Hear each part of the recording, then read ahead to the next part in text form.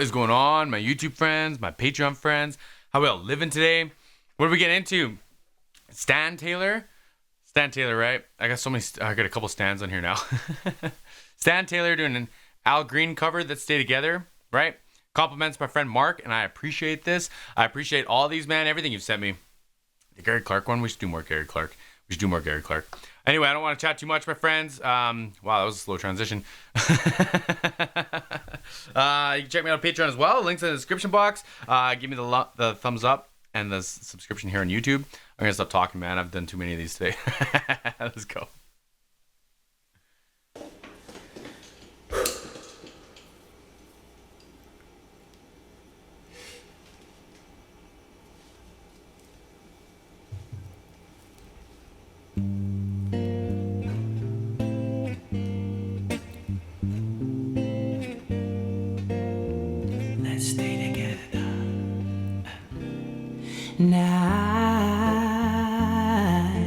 Wow.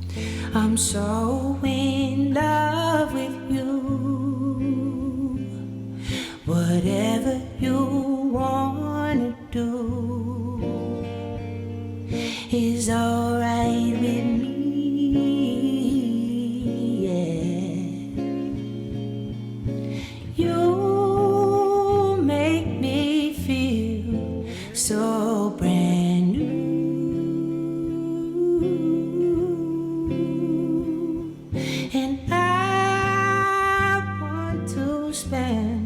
My life with you. So smooth, such a gentle voice, eh? It sounds like he could let a lot of say body in that out, but he doesn't need to. He's showing a lot of restraint, and it's a good thing. It's a cool thing. I think it shows a level of skill or professionalism or control or whatever you want to call it. I could listen to the guy sing all day. It's so buttery and juicy, right? What's the guitar that he's playing? It's a double cutaway. Is it a Les Paul Jr.? Gibson Les Paul Jr.? And it sounds like it might just be plugged straight into the preamp or through I don't know, a Fender or something on a clean channel. It sounds really nice. The two is very complementary of each other, considering how complex of a melody he's taking in some of this and he's playing with, and then these nice chords, they just stand out. It sounds like I'm pretty sure it's a Junior. I'm pretty sure they're nice and bitey. They're almost like an SG with a double cutaway, but a little bit more sustained like a Les Paul. Just a little bit more sustained, but not that much. It's still a double cut. Anyway.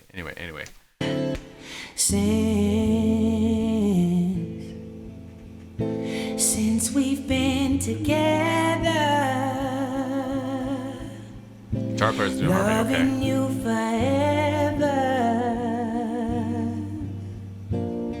is what I need. Oh, let me be the one you come running to. Great riff. I'll never be untrue. So baby, come on, let's stay together, loving you whether times are good or bad, are they happy or sad? Oh, This is so beautiful, man. The two of them singing together. And you're kind of getting snippets of the microphone they're using. It's a large diaphragm, what I normally have. You can't see it in the camera right now. But I like that. I dig that. And having Buddy just kind of positioned back in the mix. If I had someone sitting a little bit behind me, it would sound like they were sitting a little bit behind me with this microphone. And I'll talk about more of that at the end. But I like that because it's simple, but it's stunning, isn't it? Isn't it? This is so neat. It's good to hear him letting out some of that tone, some of that air that he's keeping in his diaphragm now, he's doing the from a dynamic standpoint, there's more to it. It's perceived louder. I don't know how much louder it is, but there's more perceived volume for sure, right?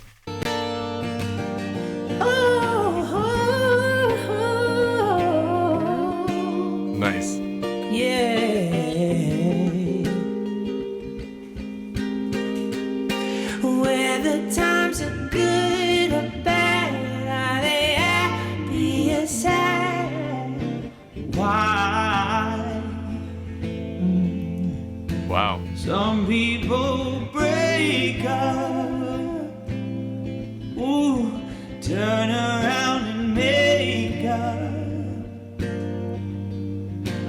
just can't see. Nice. You never do that to me, would you, baby? Being around you is all I need. That's why I want you to last. I just stuff like that too. Whatever the pitch is, but like start with like the and you kind of springboard up. I like that though. It feels good, man, when like, especially when you have reverb or like a nice room or something like that. Like it just feels good as a singer.